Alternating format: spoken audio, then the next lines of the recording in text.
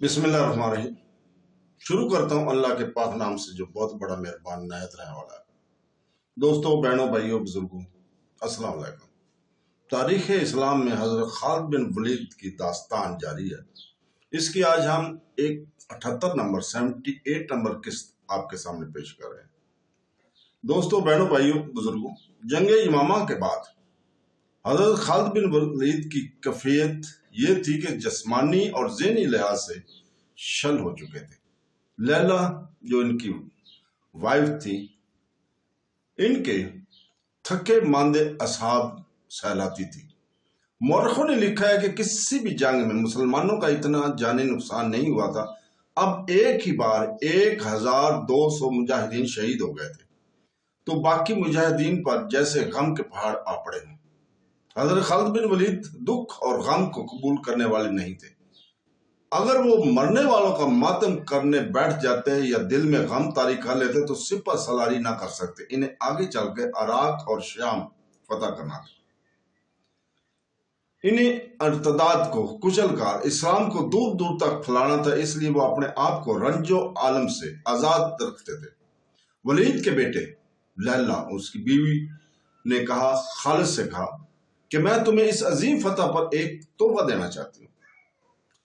क्या अल्लाह की खुशनुदी काफी नहीं? हज़रत खालिद बिन वलीद ने कहा, वो तो तुम्हें मिल ही गई है। लैला ने कहा, तुम अल्लाह की तलवार हो, मैं इस दुनिया की बात कर रही हूँ, तुम बहुत थक गए हो, तोहफा क्या है? हज़रत खालिद बिन वलीद ने पूछा, मजाह बिन मरवा की बेटी, मजाह बिन मरावा की बेटी। लैला ने कहा कि तुमने इसे नहीं देखा, मैं इसके घर गई थी, बहुत खूबसूरत लड़की है, यमामा का हीरा है, वो तुम्हें चाहती भी है। कहती है कि खालिद अजीम इंसान है, जिसने हम पर फतह पाकर भी ऐलान किया कि किसी औरत को लौंडी नहीं बनाया जाएगा। हालांकि इसे यमामा की औरतों ने धोखा दिया था। इस दौर में अरबों के हाथ शौकन का तस्वर नहीं था। हज़रत खालिद बिन वलीद ने मजाह बिन मरारा से कहा कि वो इसकी बेटी के साथ शादी करना चाहते हैं। मौरखों ने लिखा है कि मजाह इतना हैरान हुआ जैसे इसने गलत सुना हो। क्या कहा तूने वलीद के बेटे? मजाह ने पूछा, मैं तुम्हारी बेटी के साथ शादी करना चाहता हूं। हज़रत खालिद बिन वलीद ने अपनी बात दोहराई, क्या खलीफा हज़रत अबू बकर सिद्दीक हम दोनों से खफा ना होंगे? मजाह ने कहा। मजाह के सही अल्फाज ये थे, क्या खलीफा हम दोनों की कमर ना तोड़ डालेंगे? हज़रत खालिद बिन वलीद इसी बात पर सरार करते रहे कि वो मजाह की बेटी के साथ शादी करेंगे। आखिर उन्होंने इस हसीन और जवान लड़कियों को अपने अक़द में ले लिया। ये खबर मदीना पहुंची तो खलीफुल मुस्लिमीन हज़रत खालिद बिन वलीद से खलीफा मुस्लिमीन हज़रत अबू बकर सिद्दीक रज़ी अल्लाह ताला ने हज़रत खालिद बिन वलीद को खत लिखा, ओ वलीद के बेटे, तुम्हें क्या हो गया है? शादियां करते फिरते हो और तुम्हारे खैमे के बाहर 1200 मुसलमानों का खून बह गया। तुमने शहीदों का खून भी खुशक नहीं होने दिया। ये उमर बिन खत्ताब की कारस्तानी है। हज़रत खालिद बिन वलीद ने यह खत पढ़कर ज़ेरे लब कहा, याद रहे कि यह अजीम सहाबा की आपस की गुफ्तगू है, जिनका सब कुछ अल्लाह और रसूल पाक सल्लल्लाहु अलैहि वसल्लम पर निसार था। बाज नाक आकबत अंदेश पेशे मंजर जाने बगैर उनसे बदगुमानियां पैदा करने की कोशिश करते हैं। उनकी रफ्तों को के अदारक के लिए रगों में हलाल खून का होना शर्त अवला। ये मामला सरजश के खत पर ही खत्म हो गया। खलीफा हज़रत अबू बकर सिद्दीक रज़ी अल्लाह ताला ने हज़रत खालिद बिन वलीद को ये पैगाम भी भेजा कि वो यमामा के इलाके में रहें और अगले हुक्म का इंतजार करें। हज़रत खालिद बिन वलीद मजाह की बेटी और लैला को साथ लेकर यमामा के करीब वादी दब्बर में जा खैमा जन हुए। 2 माह बाद इन्हें अगला हुक्म मिला। फरवरी 633 के पहले हफ्ते जिका 11 हिजरी के आखिरी हफ्ते के एक दिन खलीफा अबू बकर सिद्दीक रज़ी अल्लाह ताला अन्हु से मिलने एक शख्स आया, जिसका ने अपना नाम मसन्नमा बिन हारसा शेबानी बताया।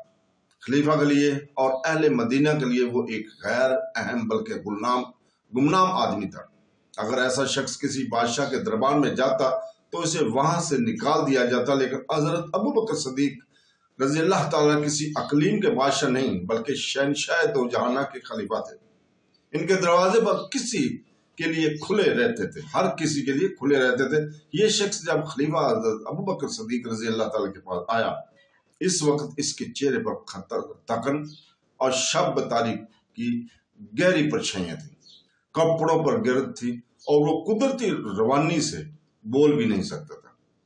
کیا مجھے یہ بتا سکتا ہے کہ یہ اجنبی کون ہے؟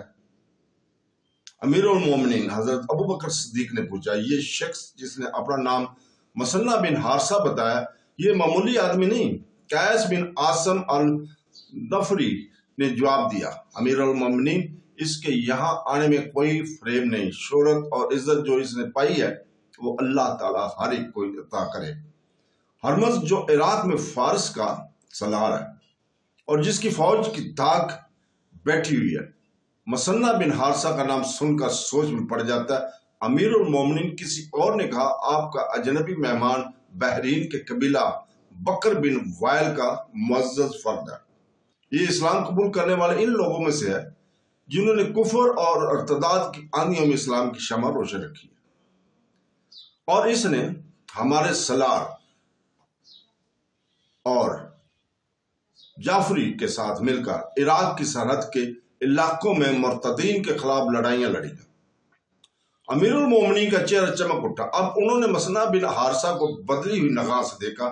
ان کے ذہن میں عربی مسلمانوں کے وہ قبائل آ گئے جو ایرانیوں کے محکوم تھے۔ یہ عراق کے علاقے میں آباد تھے۔ یہ تھے بنو لہم، تغلب، ایاد، نمبر اور بنو شیبان۔ ایک روایت کے مطابق یہ وہ عربی باشندے تھے جنہیں پہلی جنگوں میں ایرانی جنگی قیدی بنا کر لے گئے اور انہیں دجلہ اور فرات کے ڈالٹا کے دلدلی علاقے میں آباد کر دیا۔ ان قبائل نے ایرانیوں کا غلام ہوتے ہوئے بھی اپنے عقیدوں کو اپنے وطن کے ساتھ وابستہ رکھا۔ عرب میں اسلام کو فروغ ملا تو انہوں نے بھی اسلام کو قبول کر لیا۔ عراق سے سجا جیسے چند افراد نے نبوت کے دعوے کیے تو ان محکوم عربوں نے اس ارتاد کے خلاف محاذ بنا لیا۔ ادھر مسلمان ایک ایسی جنگی طاقت بن چکے تھے جن کے سامنے مرتدین اور کفار کے متحدہ لشکر بھی نہ جم سکے۔ میدان جنگ سے ہٹ کر مسلمان جو عقیدہ پیش کرتے تھے وہ دلوں میں اتر جاتا تھا۔ اس طرح سے مسلمان عسکری اور نظریاتی لحاظ سے چھاتے جا رہے تھے، لیکن ابھی وہ آتش پرست ایرانیوں کے خلاف ٹکر لینے کے قابل نہیں ہوئے تھے۔ ایران اس وقت کی بڑی طاقتور بادشاہی تھی جس کے طول و عرض کا حساب نہ تھا۔ اس بادشاہی کی فوج تعداد اور ہتھیاروں کے لحاظ سے بہت طاقتور تھی۔ صرف رومی تھے جنہوں نے ان سے جنگیں لڑی اور انہیں کچھ کمزور کر دیا تھا۔ اس کے باوجود خلیفہ حضرت ابو بکر صدیق رضی اللہ تعالیٰ عنہ ایران کی بادشاہی میں رسول پاک صلی اللہ علیہ وسلم کا پیغام پہنچانے کا تہیہ کیے ہوئے تھے۔ ایرانی نہ صرف یہ کہ اسلام کو قبول کرنے پر تیار نہ تھے بلکہ وہ اسلام کا مذاق اڑاتے تھے۔ اگر مسلمانوں کا کوئی ایلچی ان سے کسی علاقے کی امیر کے دربار میں چلا بھی جاتا تو وہ اس کی بے عزتی کرتے اور بعض کو قید میں ڈال دیا کرتے تھے۔ حکومتوں اور حکمرانوں کے انداز اور خیالات اپنے ہی ہوتے ہیں، ان کے سوچنے کے انداز بھی مسلط اور حالات کے تابع ہوتے ہیں، لیکن عوام کی سوچیں ان کی جذبوں کے زیر اثر ہوتی ہیں۔ ملک اور ملت کی خاطر عوام آگ اگلتے پہاڑوں کے خلاف بھی سینہ سپر ہو جاتے ہیں۔ اس دور میں عراق ایران کی بادشاہی کا ایک صوبہ تھا۔ اس کا امیر یا حاکم ہرمز تھا، جو اس دور میں مانا ہوا جنگجو اور نڈر جنگی قید تھا، ظالم اور بد دیانت، اتنا کہ اس کے علاقے کے لوگ کسی کے خلاف بات کرتے تو کہتے تھے وہ تو ہرمز سے بھی بڑھ کر کمینہ اور بد فطرت ہے۔ اس کے ظلم اور ستم کا زیادہ تر شکار مسلمان تھے جو دجلہ اور فرات کے سنگم کے علاقے میں رہتے تھے۔ ان کے خلاف ہرمز کو یہی ایک دشمنی تھی کہ وہ اسلام کے پیروکار ہے۔ کسی ایرانی کے ہاتھوں کسی مسلمان کا قتل ہو جانا اور کسی مسلمان عورت کا اغوا کوئی جرم نہیں تھا۔ ہندوؤں کی طرح ایرانی مسلمانوں کو تکلیف پہنچا کر کسی بھی بہانے سے ان کے گھروں کو لوٹ کر اور جلا کر خوشی محسوس کیا کرتے تھے۔ مسلمان خوف و ہراس میں زندگی گزارا رہے تھے۔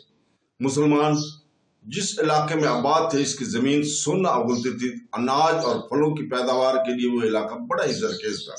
یہ علاقہ جو کم و بیش 300 میل لمبا تھا، زرخیزی شادابی کے علاوہ قدرتی مناظر کی وجہ سے حسین خطہ تھا۔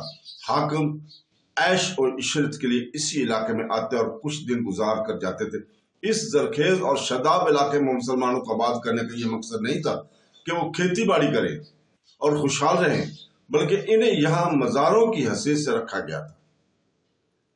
وہ زمین کا سینہ چیر کر شبانہ روز محنت اور مشقت سے اناج اور پھل لگاتے، مگر اس میں سے انہیں اتنا ہی حصہ ملتا تھا جو انہیں محض زندہ رکھنے کے لیے کافی ہوتا تھا۔ زمین کی اگی ہوئی تمام دولت حاکموں کے گھروں میں اور ایرانی فوج کے پاس چلی جاتی تھی۔ مسلمان مزاروں کے لیے غربت اور ایرانیوں کی نفرت ہو جاتی تھی۔ مسلمان اپنی جوان بیٹیوں کو گھروں میں چھپا کر رکھتے تھے۔ کسی ایرانی فوجی کو کوئی مسلمان لڑکی اچھی لگتی تو وہ کسی نہ کسی بہانے یا اس کے گھر والوں پر کوئی الزام عائد کر کے اسے اپنے ساتھ لے جاتا تھا۔ ایرانی فوجی کسی بہانے کے بغیر بھی مسلمان لڑکیوں کو اپنے ساتھ زبردستی لے جا سکتے تھے، لیکن غلامی اور مظلومیت کے باوجود مسلمانوں میں غیرت کا جذبہ موجود تھا۔ پہلے زبردستی اغوا کی وارداتیں ہوئیں تو مسلمانوں نے 2-3 فوجیوں کو قتل کر دیا تھا۔ مسلمانوں کو اس کی سزا تو بڑی ظالمانہ ملی تھی اور انہیں اپنی لڑکیوں کو بچانے کی قیمت بھی بہت دینی پڑی تھی، لیکن زبردستی اغوا کا سلسلہ رک گیا تھا۔ آتش پرست ایرانی اپنے فوجیوں کو سانڈوں کی طرح پال دیتے۔ ہر سپاہی اس قسم کی زرہ پہنتا تھا کہ سر پر عینی زنجیروں کی خود اور بازو پر دھات کے خول اس طرح ٹیڑھے ہوتے تھے کہ بازو کی حرکت میں رکاوٹ نہیں ہوتی تھی۔ ان کی ٹانگوں کو بھی بڑے سخت چمڑے یا کسی دھات سے محفوظ کیا جاتا تھا۔ اسلحہ اتنا کہ ہر سپاہی کے پاس ایک تلوار، ایک برچھی اور ایک گرز ہوتا تھا۔ گرز ایرانی سپاہی خاص طور پر فخر کیا کرتے تھے۔ ان ہتھیاروں کے علاوہ ہر سپاہی کے پاس ایک کمان اور ترکی میں 30 تیر ہوتے تھے۔ انہیں عیش و عشرت، کھانے پینے اور لوٹ مار کی کھلی اجازت تھی۔ وہ جرأت اور عسکری مہارت میں قابل تعریف تھے۔ ان کی کمزوری صرف یہ تھی کہ وہ صرف ایک آمنے سامنے کی لڑائی لڑ سکتے تھے اور لڑنے بھی بے جگری سے تھے، لیکن اتنا اسلحہ اٹھا کر وہ پھرتی سے نقل و حرکت نہیں کر سکتے تھے کہ دستے یا عیش کو فوراً ایک جگہ سے دوسری جگہ جانا پڑتا تو وہ مطلوبہ وقت میں نہیں پہنچ سکتے۔ اتنے زیادہ ہتھیاروں کا بوجھ انہیں جلدی تھکا دیتا تھا۔ البتہ ان کی تعداد اتنی زیادہ تھی کہ ان کی سست رفتاری کی کمزوری کو چھپا لیتی تھی۔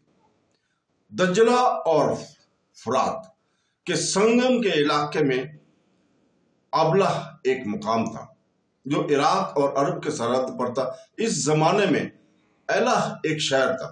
اس کے ارد گرد کا علاقہ شاداب اور سرسبز تھا۔ تو دوستو، آج ہم یہیں پہ روکتے ہیں۔ کل انشاءاللہ تعالی ہم یہیں سے شروع کریں گے۔ اللہ حافظ۔